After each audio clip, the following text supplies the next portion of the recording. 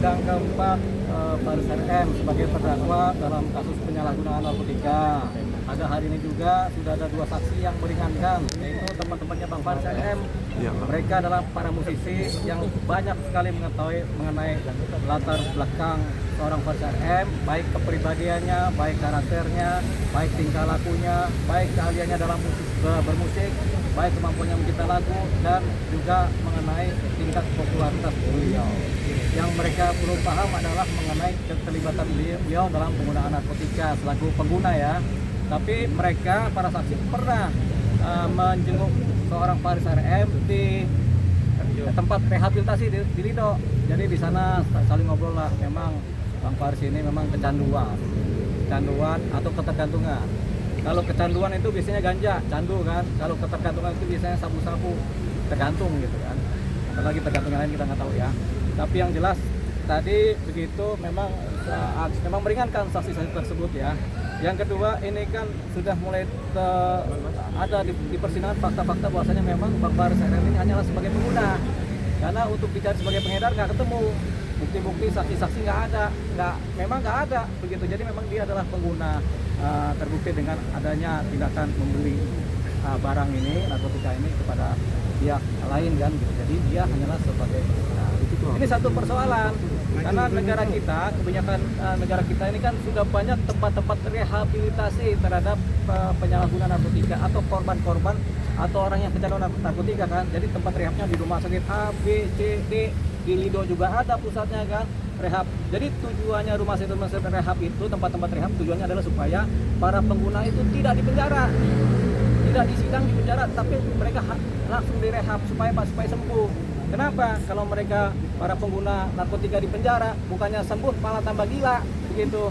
Jadi memang harapannya dibikinlah tempat-tempat rehab ini supaya ada tempat pemulihan dari ketergantungan narkotika, pemulihan dari ketergantungan kecanduan. Jadi itulah fungsinya. Makanya kebijakan negara, siapapun yang menggunakan narkotika sebagai pengguna itu sekarang dianggap sebagai korban, dan ketika pun tertangkap sebagai pengguna seharusnya langsung direhab, bukan disidang.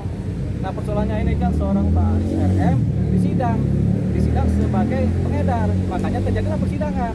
Padahal sebenarnya kalau lebih teliti dia hanya menggunakan, terbukti di persidangan dia hanya menggunakan. Makanya ini adalah satu aktivitas hukum yang agak berlebihan terhadap diri seorang Faris RM. Kenapa? Karena dia bukan pengedar tapi disidang sebagai pengedar. Padahal setelah terbukti di fakta-fakta persidangan dia hanyalah sebagai pengguna. Harusnya ketika di penyidikan atau penyelidikan dia terpantau dia sebagai pengguna, apalagi sudah ada kronologis kan, dia berapa kali menggunakan, tertangkap tangan menggunakan kan, itu kan kronologis. Sudah ada juga rehabilitasi, itu kan juga kronologis. Harusnya dia penyidik di Polres atau dimanapun juga di jaksa harusnya udah peka ini, langsung saja direhab, diajukan ke BNN untuk direhab, nggak perlu disidang, karena disidang itu buang-buang waktu begitu, buang-buang tenaga, buang-buang pikiran, pengacara juga suruh kerja kan begitu.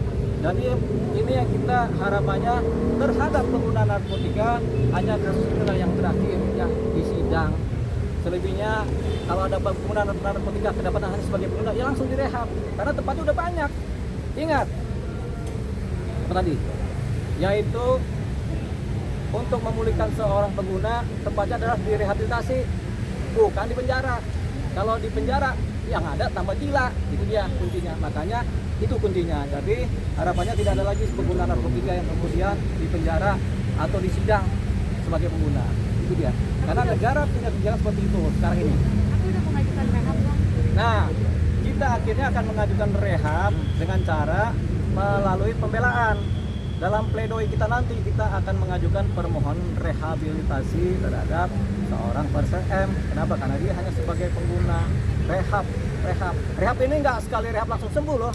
Masih ada 10-15% tingkat kecanduannya di kepala. Nah, ini juga harus direhab lagi. Mungkin 2-3 kali rehab ini seorang Faris RM karena sudah lama kecanduan kan.